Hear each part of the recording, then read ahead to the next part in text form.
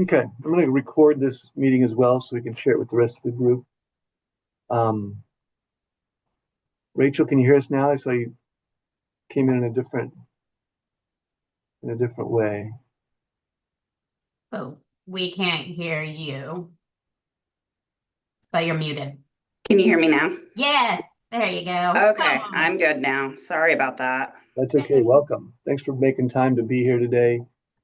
Smaller group than anticipated, but I think we can move forward here. As I said, Dr. Best going to be leading the discussion today, so I will turn it over to him and bring up documents on the shared screen as best as I can. Dr. Best? Yeah, hi. Can everybody hear me? Yes? Okay, good. Um, so thank you all for attending. And I know there were some questions proposed or posted when we sent the two documents out. If you did not attend the board meeting, Pete, do you want to bring that first document that we presented to the board? Yep. Hmm. Okay, so we presented this. Can everybody see that okay? I use this dark view. I hope that's not annoying for folks. I can change it. No, it's fine. So we presented, kind of an overview of the work that we did, what we looked at, and then we got into some rule revision here. Um, the red is proposed changes.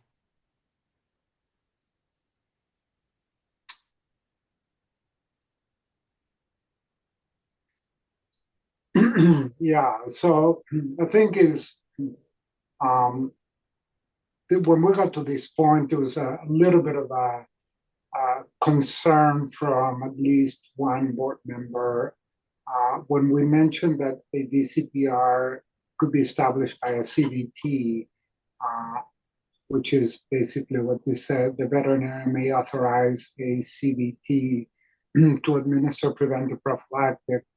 I don't know if the language is unclear, but basically what the veterinarian said is that BCPR starts with veterinary. And in the absence of a veterinarian, the VCPR cannot be established by a CVP. So that's why, on the follow-up document, I kind of removed this because there was opposition to this from the get-go. I we don't have any rules that would actually would allow or statutes that would allow for this to happen. So with that, we went ahead and changed the language a little bit. And then the other component was in regards to dentistry. And Pete, I don't know if you want to go down.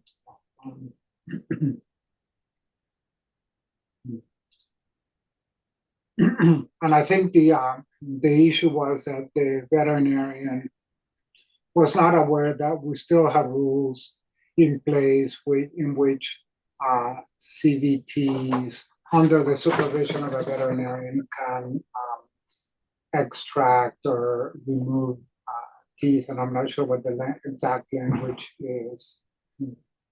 Um, so with that in mind, I went back to, we kind of stopped the discussion there and we went back to the document and I changed it around a little bit. So if you want to put up the revised, and you can comment on it if you want, or if you have any thoughts or ideas, but we I guess what we have to do is be super careful about looking at the rules and making sure that what we ask for is within the rules. And if it isn't, we we have to create a compelling case for this. Um, so what I changed the language to is when a VCPR is established, which means a veterinarian has established a VCPR, then the CVT can do the following, which is the language that we have proposed initially. That is because, as the veterinarian that commented on this said, the VCPR is a veterinarian creating that client relationship, and if it's not there, then CVTs may not be able to do the following, which is administer preventive prophylactic vaccines, etc. So if people are, I don't know how you all feel about it, but this will be a point in which need to be discussed, mostly because the language itself that was proposed before was not accepted from the get-go. May I ask a question? Was it just one veterinarian on the board who had concerns? It's usually one voice, but yes, it was a single person that was commenting on it. And we certainly can, and then we were basically told, Christina, tell me if I'm wrong, but to go back and kind of review the language or change the language so it's more applicable to what the rules are right now, or kind of jives with the rules that we have. There was like a little bit of commenting on it's a bit of a slippery slope, and it opens us up for some issues if we. And I think there was a little bit of holding on to that as a veterinarian. That is something that was important to them. So I guess my question then is, why include this at all? Because this is already allowed. And by adding in this language specifically to vaccines and parasiticides, it almost seems like that's the only thing a technician could then do after a VCPR is established. So I feel like adding in the language as it's written actually might be more limiting. And so if we're not able to have a technician establishing a VCPR as an agent of the veterinarian, then we shouldn't include this at all. That's just my opinion. Yeah, Rachel, I hear you, although we get questions from veterinarians about this on a regular basis, and it's really interesting to see how the profession does not know this. If you want to expand on what they may be able to authorize, that would be great. But I think at least making a statement that this could actually, I get that call all the time, really. It's like, I don't have a veterinarian, but can a CVT do vaccines? Can a CVT, send home, flea medication? And it's really, it just has to do with being a little bit more clear, maybe have it written somewhere so people can read it and feel like they can do this without breaking the law. I don't know. Okay. That's my belief. Yeah, no, that helps, and totally understand that folks may not be interpreting the Practice Act as intended. So I guess my concern about including it was that it would be limiting. So could we expand the language then to talk about the other care that a technician could do? So I think of like follow-up care that the veterinarian has previously prescribed. I would include that as well. Yeah, that, like I said, we can expand on this. This is not limiting at all. I think what we need to do is, just make the statement that there are things that can be done after a VCPR is established, and a CVT can do it. After that is after it's in the record. So follow-up care is great. Anything else that you can think of?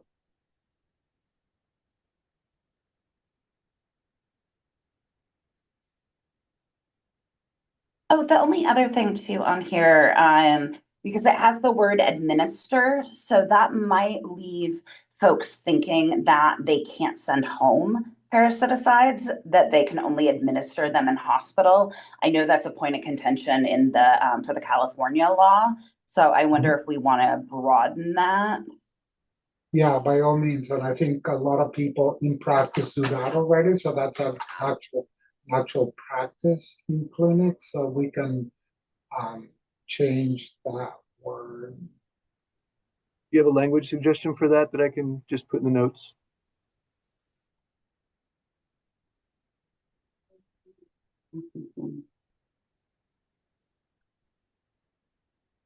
Give me a minute. About to provide, preventive, Yeah. provide, would that work? Yeah, I like that. Okay. Okay. And sorry for the clicking. I'm trying to mute while I'm typing. And then the other question I had, Dr. DeBess, is did you reference another draft from this? If you have, I don't have it in a final form. We may have some language and some emails that we've kicked around, but this was going to be our working document for today, as far as I was aware. Do you have? Hold on. Let's finish this up, and then I'll move on to that one. But, Okay, I just want to make sure we're looking at the right document. Yes. Okay. Rachel, or anybody that's also concerned about the language, would you like to add anything else? I think follow up here is wonderful. Anything beyond that? We don't have to come up with it right away, but we can, if you think about it later, we can add it to the language. So that's not a problem. On that, I forgot to mention our timeline for this is we would do this together. Hopefully this would be a final meeting, but we'll put together another draft of language, send it out to the group for feedback. As long as it's not, drastically off base of where we end up, we could proceed without another meeting. And our next scheduled board meeting is late January, and so our timeline would be to have something from this meeting, draft it into a final form, send it out to the group for input, and then take it back to the board for their review of that in January. Thanks.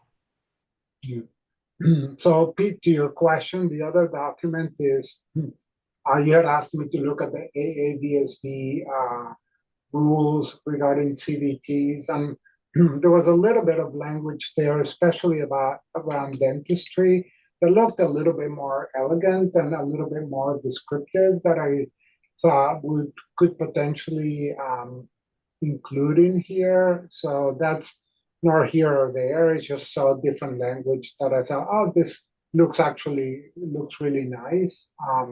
Looks like a language that we could potentially adapt or adopt into our document. So that was pretty much it. Is this the most recent AABSB language? I know within the last couple of months they were working on their Model Practice Act.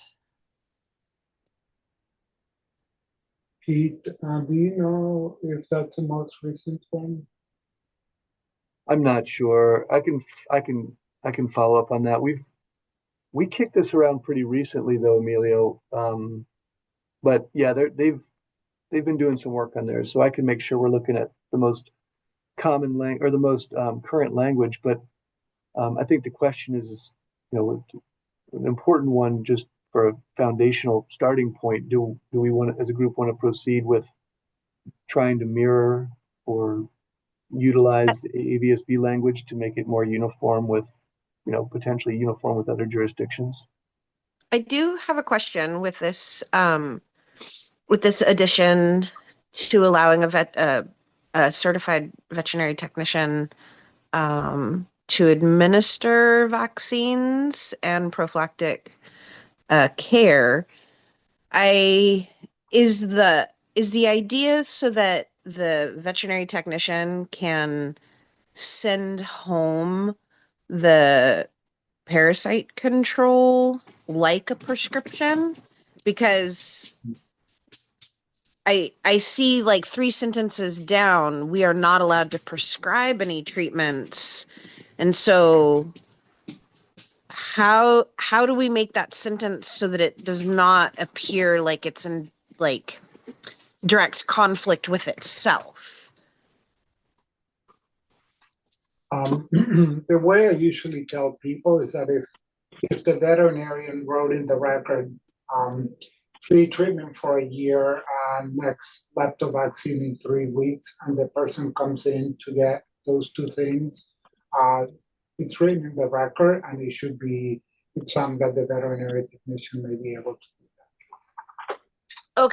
Okay, so the it's sort of like a blanket prescription from the veterinarian found,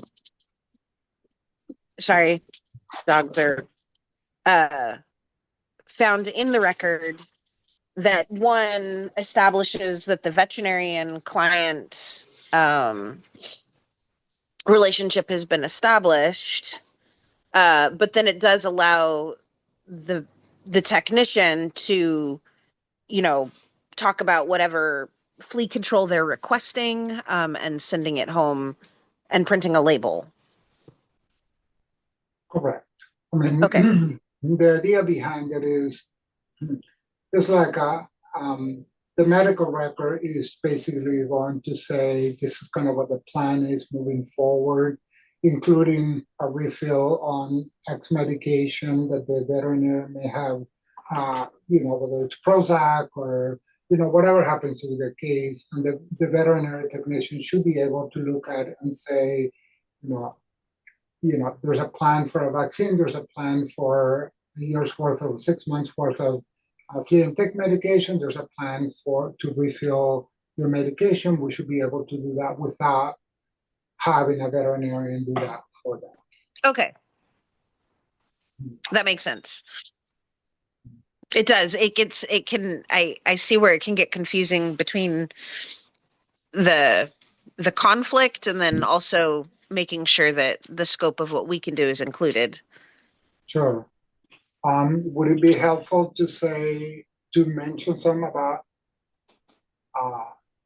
that it should be included in the medical record so they can actually do this, or do you think It may, just especially for newer graduates that are trying to look this up, so that they kind of have like an umbrella, like, oh, okay, if the doctor puts it in the record, doesn't even necessarily send the prescription home that day, but once it's in that record, the technician can then act as the agent of the veterinarian and be like, look, I see you have this relationship established. Let's just get you your care. You don't necessarily need to come in to be seen again within the year.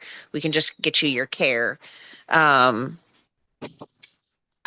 not sure how to phrase that language in a short and concise enough way that communicates that clearly. I don't know that I have a different opinion. I would not include that because there's different ways that veterinarian can be authorizing that care. And so that would limit things like verbal communication.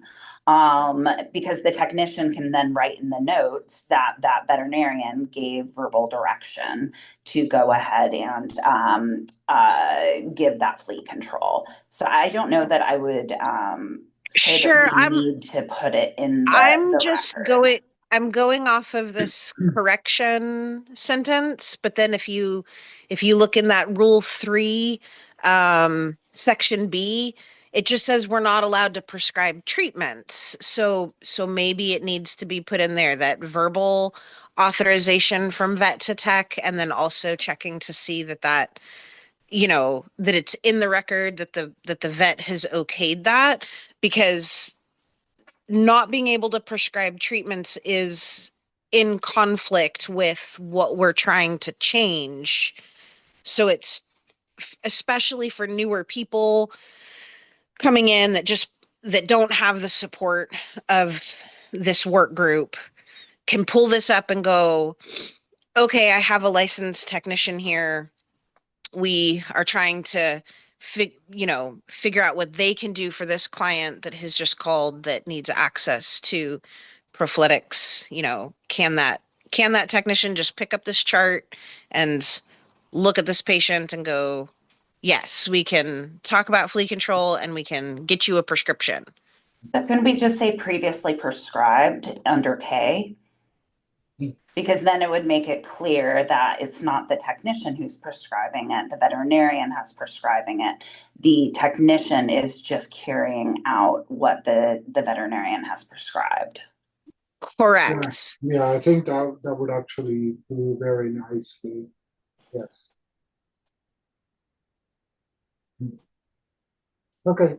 We can work with the language a little bit and we'll send it on to you. But yeah, the intent is to make it previously prescribed, so not necessarily be any more explicit than that. Yeah, either previously prescribed or yes, previously like in the plan, yes, can have. Okay. I think the other comment that I got was about CVTs performing euthanasia. I Sorry, know this is real quick before we move on, while Oh, we're yeah. here, I just want to point out with this version that I have up, Darcy was able to provide some input here too. I think the first one talks about administer versus provide, which we already talked about, and then she suggested we add prognosis here too. So I don't want that to go unnoticed. And then we get down into the euthanasia discussion. So thoughts on this prognosis?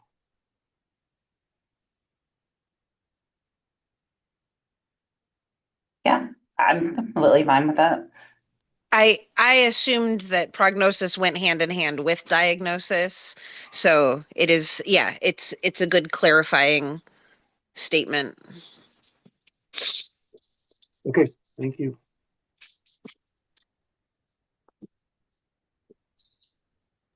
Euthanasia, Dr. DeBest. Yeah, thank you. So this is a somewhat interesting discussion, mostly because there has to be a review by the lawyer, the AAG, to find if within the statutes this is allowed, and we can allow CVTs to perform the act of euthanasia. So if we request it, which I think it's a good idea, it will have to go through a legal review before it's taken to the board, because that legal review is going to be kind of the final decision maker. Meaning, if the legal review says there's nothing in the statutes that would actually allow CVTs to do this, this is not going anywhere. So that's the reason why I wanted to make sure that we all understood that this is going to be a longer discussion in terms of what we're asking and the time that it may take to get. And again, I'm very supportive, but I think the voices of concern will basically state the fact that this is something that will need to be reviewed by a lawyer. So just understand that we'll keep it in here, that we'll put it in the introductory letter to the board saying, there are significant changes to the rules, and one of them is this particular one, and we would ask for a legal review to make sure that this is an activity that is allowed and can be performed by the CVT. That's all. Pete, Dr. Church is trying to get in to the meeting. She just emailed. Thank you very much. Thank you for letting me in. Hi, guys. Sorry I'm late. Sorry about that. Thank you. You made it. Real quick recap. We've gone through the documents and reviewed some language suggestions. We have some input from Darcy on the screen itself in the comment section, and then participants today have made some suggestions. we were looking primarily at this section here related to VCPR. We've talked about adding some language, changing the term administrator, the word administrator, administer to the word provide. Some Follow up, language. I didn't follow up care, and also we're gonna add previously prescribed, so it's not misunderstood that the CVT is actually diagnosing and that aspect of it. So if that is the case, I think if we come up with that language, then everybody seems to be happy about it. And then the second point that we were talking about was euthanasia. Yeah, I was just reading that. Yeah, and that's what I mentioned before is that it's going to have to go through a legal review, mostly because if the statutes don't allow for euthanasia to be performed by a CVT, it's not going to go anywhere. So on the introductory letter to the board, as we provide them with these rules, we need to make sure that they get a legal review to do that. Does that make sense? Yes. Okay. Thank you. Yeah, no problem. All right, you want to keep on going down?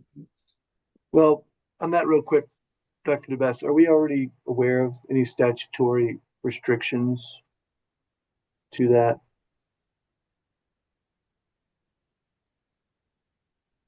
I haven't looked at the statutes. I think you're gonna need a review. All right. When you final wording on this. I don't know. I don't remember the statutes. I don't think It's okay. CVTs I was gonna try to link something in the notes. I'll look at that later. Thanks. Yeah.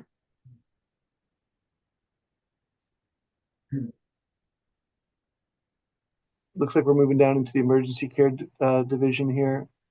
Yeah, the emergency care stuff was left pretty much the same. I think one is that number 7 that said external supportive treatment, and I kind of, if you want to go down a little bit, Pete, where my comment is just some clarification was things that could be done by a CVT. And if that was the intent, then we can keep it. If something else needed to be added to this or we discussed, I'm happy to hear comments and questions, but this is kind of what I got. So kind of in my mind, this is what external supportive treatment look like in this situation. Again, you can add, subtract. I just kind of did this on my own because it said clarification needed, and I just didn't know if we actually had made it clear or not. So feel free to comment on it.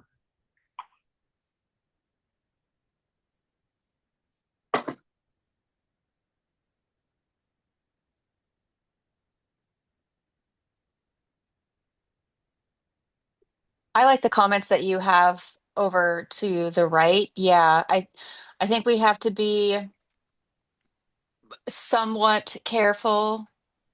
It's so tricky because I don't want to write ourselves into a corner where it is difficult for a CVT to do their job well without a veterinarian, but at the same time, I want to make sure that they are protected if they're doing their best.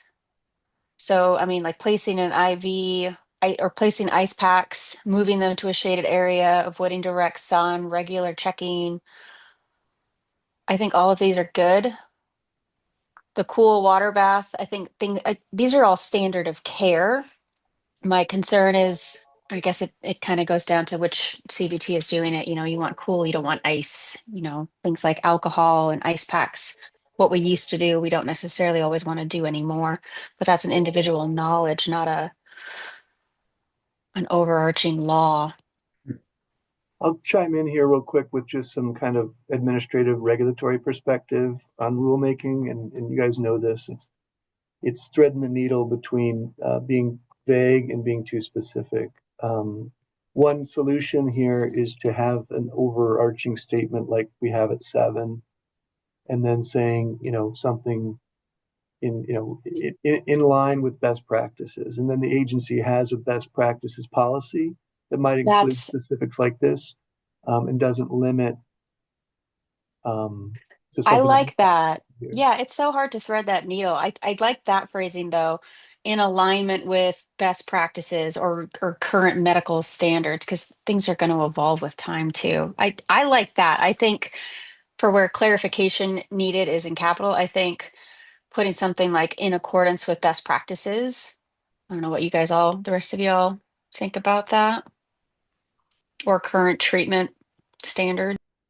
Yeah, I just gave a kind of a laundry list of things that could be done just to this none of this is gonna go into the rule, but I think that uh, you know, under current medical standards is really the perfect language, and then just leave it as it is, right? Because that will change, as you said. But I just wanted to give kind of a laundry list of the things that we're talking about, if that's what the intent was.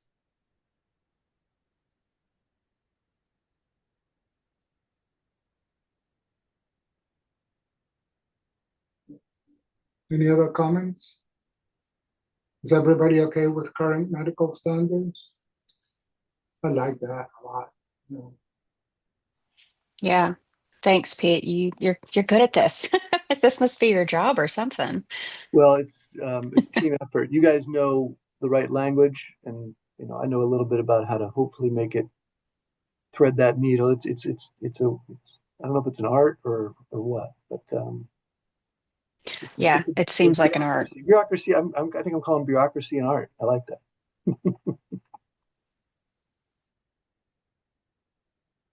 All right, we're gonna keep on going down. Okay, hard to see here, but we have some highlighted areas here related to direct supervision.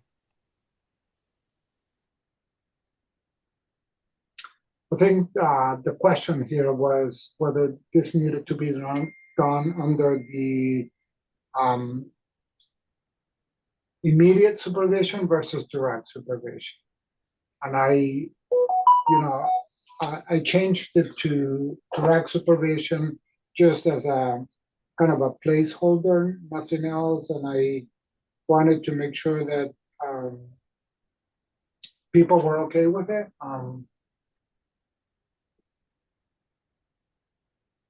So feel free to.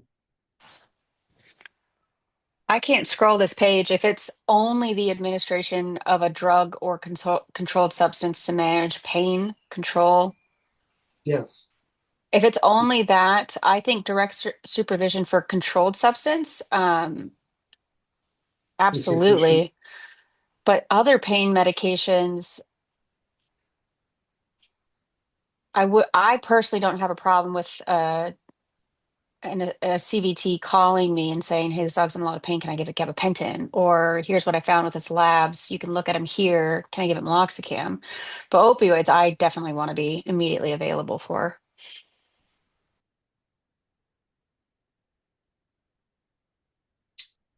Um,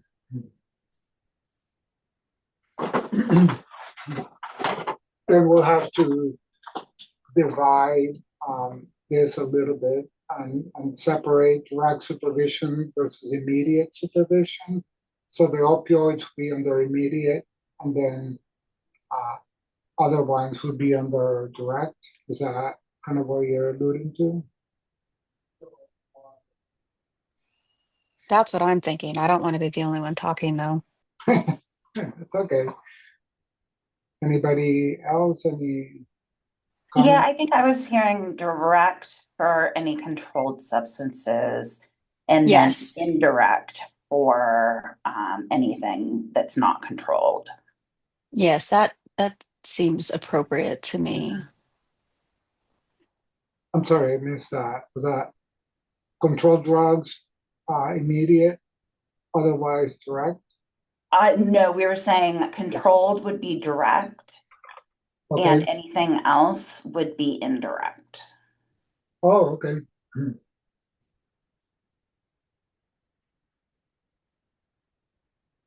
Indirect. Okay. Yeah, that's an easy change in terms of the language because um, that would make it super easy, and so we'll help people understand what's direct versus indirect. Uh, any other comments?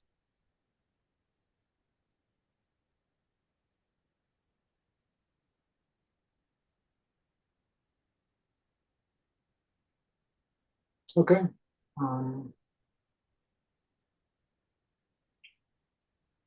Direct me here. Is there anything here to discuss? I mean, I think this is stuff we've reviewed before. I think the only other comment that was made was about removing language like wrapping pads and cleaning stuff. The some of the language that just applies to anyone in a clinical practice, not necessarily CVTs. No, these are all okay. Um, and it's repeated here again, what we just covered, but is there anything else, specific language we want to review? No, I mean, those were kind of the big topics that came up. Christina, do you remember if anything else was? I think those were the big ones. No, I think We, that was some of it. we did have questions specifically. I just want to make sure that we read them and spend some time on them. Dr. Brown provided this in an email. And then Darcy had some comments related to that too. Can everybody see that? Mhm. Yeah. I completely agree with that comment.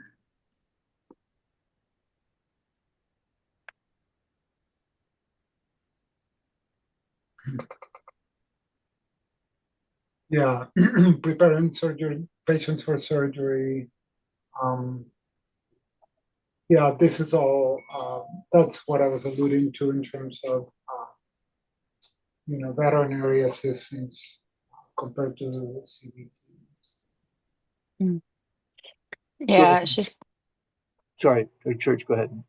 I was just gonna say, her comment too, are we considering adding the new emergency care division to acts that cannot be performed by assistants? I agree with her. I do not think we should either. So yeah, these things, to me, it seems that if we put them in here for CVTs, a lot of individuals may take that as assistants can't do it anymore, and that's definitely not what I want. I would not be in compliance if we made this a rule.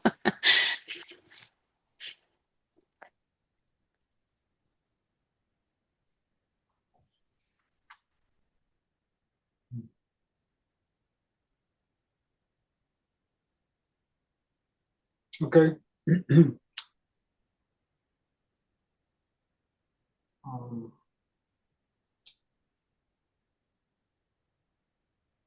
there's also a question about hmm, allowing suturing, stapling, gluing. And I think that was out of the AABSB. Pete, is that correct? Is there language that specifically states they cannot staple or glue? Like, is that considered part of a surgical act? I don't think there is. I think it's been reality that they can, that they're not Yeah. prohibited, right, Rachel? Yeah. Mm. I don't know if we necessarily need to add it if there's nothing stating it's prohibitive.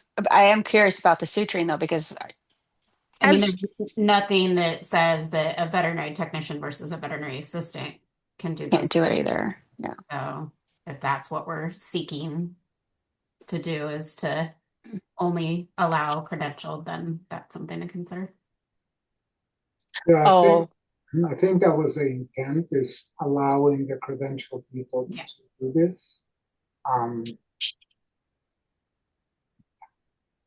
Heather, I'm sorry, I didn't mean to. I was just gonna say I was under the impression that technicians could Mhm. surgically close at the direction of a doctor, suturing, skin glue, stapling, and assistants cannot. Um, and then also the ability to euthanize, that's also a little gray because isn't there a further qualification that technicians can get in order to administer euthanasia solution? Anyone, a certified euthanasia tech. Oh, They don't have to be a technician to be like a lot of shelters utilize I certified see. euthanasia technicians. Oh, There's like what, 70 or so. I can't remember how many are on the Mhm. active Yeah, list. it And fluctuates between they do 70 not and need to be 90. veterinary technicians. I see. Yeah. Huh. So yeah, I'm not sure how I feel about then about technicians not having the ability to euthanize. If it's an extra thing that we need to add to our license, that's great. But under the recommendation of a doctor, I as traumatic as euthanasia can be sometimes, I think that might be um a very beneficial task assigned to licensed technicians, Yeah, especially well, if we issue a euthanasia certification to anybody, not just licensed technicians or you know people in the veterinary field specifically, I understand that people in shelter medicine get it. If we issue that, then to an unlicensed individual, I think that technically a technician should have the ability to do that. yeah, this is what I mentioned, that we're gonna have to get a legal review on, um, to make sure that it is within the statutes that a certified Okay, veterinary technician is allowed to do that. That's all. I see. And then in the second paragraph, we're talking about suturing, stapling, gluing, and all that. I was under the impression that certified veterinary technicians were able to do that anyways. But there's nothing that says like there's only the what, three things? Are we at three things, four things that only Yeah. credentialed technicians in Oregon can do that an assistant can't? So that means currently as it stands, technicians and assistants can provide those things, correct, Oh, everybody? wow. Okay, okay. No, thank you for Sorry. Yeah. clarifying. Okay. I was not, it was more of a confusion question. Like, Oh, sure. yes, Yeah. I'm aware technicians can do it. I was not aware that there's not limiting factors for Correct. assistants not like being restricted from doing that, Yeah. which So again, I think is a good idea.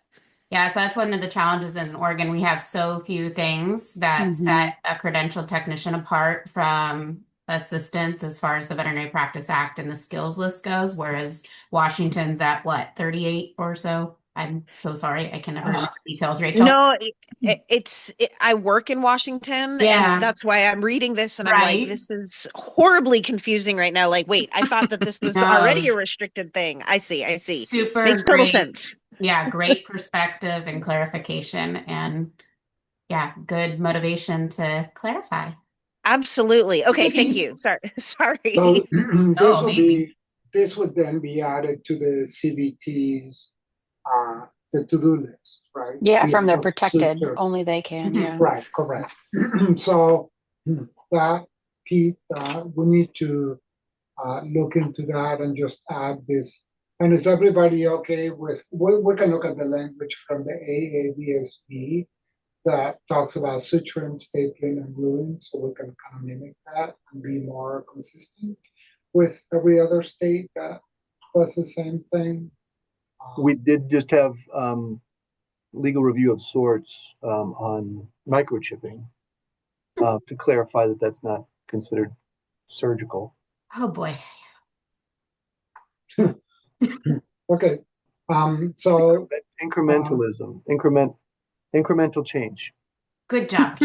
baby steps, baby steps. It's a big iceberg.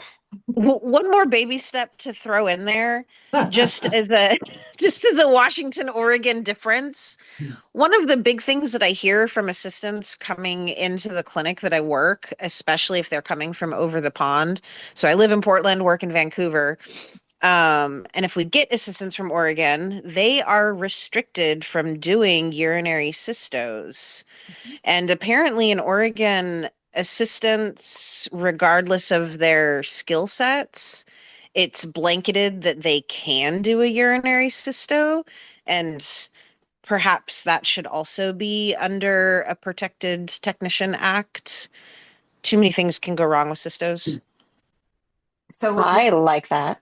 yeah, I think the thing about the Veterinary Practice Act is there's nothing saying that assistants can do all these things. There's only things saying that everyone can do these things everyone can do these things except for the three things that technicians can only do. Sorry, wrong way of phrasing that. But so there's not really a list of all the things veterinary assistants can do. There's only a short list of things that credentialed technicians can do that assistants can't. So that's the fun thing about it, Heather, is that there's not a like veterinary assistants list versus it's just pretty much Yeah, anyone can do all the things except for three.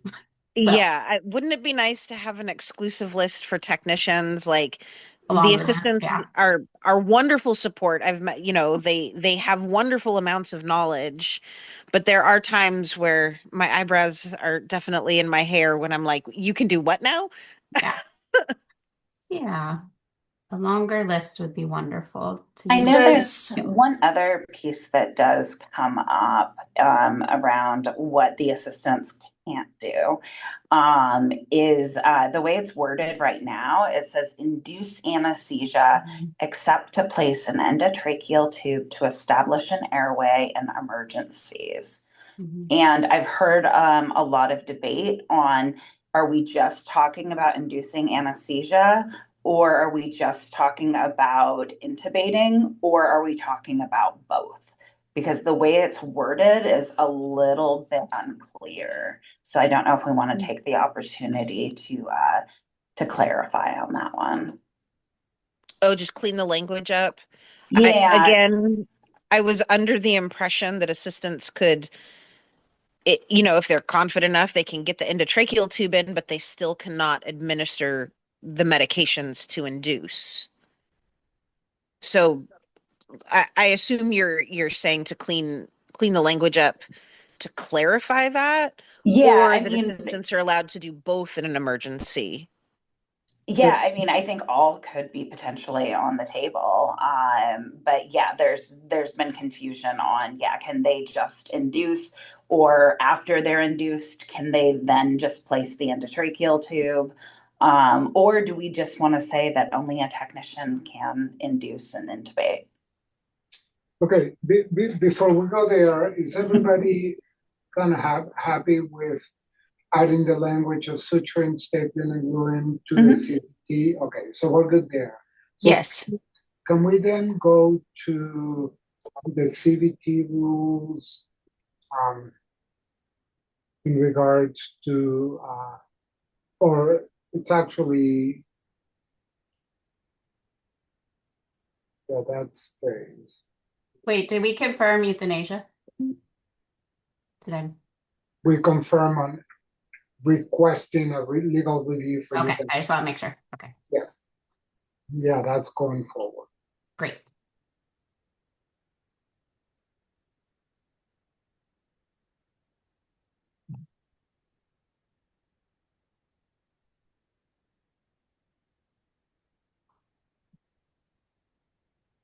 You want to look at may perform acts? Is that what you want to look at next? Emilio? Yeah, the one about Rachel, which one do you remember? The one that you mentioned? Oh, that's what is that? Is that It's under 875? the practice limitations for individuals not certified, and it's number 2. Oh, not here. No, this is all what a technician can do. I think it's in the next section.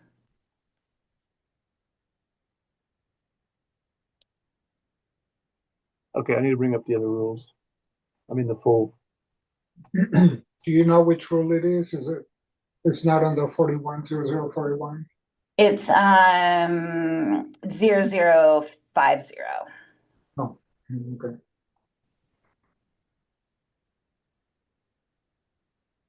Yeah, it is always interesting when you look at something that's been edited it over the years and evolves, because having the list of what a CVT can do, but then say, but but assistants can do it too, and then have like the different sections. It's very, very confusing. So totally understand, Heather.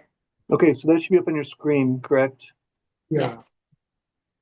Is there a way that we could get the list of what is exclusive for CVTs with Washington and or California and compare against our current to see what other things we would want to add or strictly not want to add to protect them? Because this was a big topic on the last OVMA board meeting I was on too, was title protection and broadening their scope of practice, CVTs. Which is something Rachel's working on for OVTAA, and we have the Washington list. I'm sure we can easily procure the They're other working lists on as part of the updating project. it right Mhm. now, Okay. actually. Oh, are they? Yeah. Yeah, they are. And I mean, this is where I get stuck. It's not that other states are more permissive, other than the California, that acting as an agent to establish VCPR. That is kind of groundbreaking, and that is, really allowing technicians to expand their scope. But I don't feel like Oregon really limits the scope. I think Oh, it's the interpretation more than anything. yeah. Yeah, that's actually a good point you bring up is do we want in kind of like what Pete was saying a little while ago, if we write it down, it's threading the needle between It it putting us does in a seem bubble like versus flexibility. Oregon is very permissive with technicians and assistants. Mhm. I feel like some of the language should be changed a little. Increasing our scope, I think, also includes giving us um, more protected duties that would better allow us to work with doctors shoulder to shoulder and utilize the assistants as assistants, while also educating assistants and bringing them up so that, hopefully they will also become technicians. Like, some of the things performed, people may not want to get a license because they're free to practice as a technician, like right up to the toe of the line. Whereas when you start restricting more involved procedures to just technicians, I think it, may give some assistants some incentive to, become a licensed medical profession. Can I just say that I think within the document that we were concerned about, all the changes that we wanted to have been made, if we want to start looking at 875 and the 0300050, that may be another document that you can propose to the board, Mhm. along with other changes that you may want with that mimic either Washington or California. But this is not something that we had actually spoken to the larger group before, and I'm a little worried about proposing this without the larger group being involved in that discussion. Does that make sense? It does. Yeah, it is. It's a whole nother can. It is a whole Okay. nother can of worms. But also trying to just narrow down the language so that it's, clear and concise, but also increasing the technician's scope. Yes. So my proposal is now that we have this completed, when we when we give these rules to the board, we can then set up another meeting and start working on other rules that we want to change, and that includes the one about intubation and anesthesia and all that, and also look at whatever California and Washington may offer. That will make a little bit more sense than adding a different rule to this document, even without talking to the larger. Does that make sense? Yes. Okay. Yep. It does. Yes. Okay. So I think we're done with this document unless anybody else has any additional changes, but I think Pete and I will get together, make some additions, and then send it all to you for a final review with a letter to the board saying these are kind of the bigger issues. One of them is, euthanasia, and then the other ones that are included. And then if you all agree, if you like the language, then we'll move it forward. And then we can set up another meeting and talk about other rules that we want to change. How's that? Great. I like it. Sounds good. All right. Are we concluding? We are. That was quick. That was fast. That was terrific. Well, I just want to make sure that, there are other members that Natalie, I want to be respectful to Natalie For sure. to be able to look at these other rules as well, because, she's leading this group. I'm just kind of helping out. So I apologize. I don't mean to take it over. I just want to make sure that And just to clarify on that, I've been talking to her throughout this week and talked to her about this meeting and prepping for it. And I will debrief this with her. We've got this recorded. If she wants to review the entire recording, she can. I've taken specific notes, and she'll have access to all that, as will the rest of the work group. So, no, I appreciate everybody's input on this. Talking these through specifics. I've got very specific language notes here, and Emilio and I will sit and put this into its next formulation and get that out to the team. Great. Thank you. Thanks, team. Sorry Small for but being nimble late. Thanks, group. everyone. Yeah. Thank you Thanks. so Bye, much, everyone. everybody. Have a good day. Thank you all. Bye-bye. Take care. Thank you.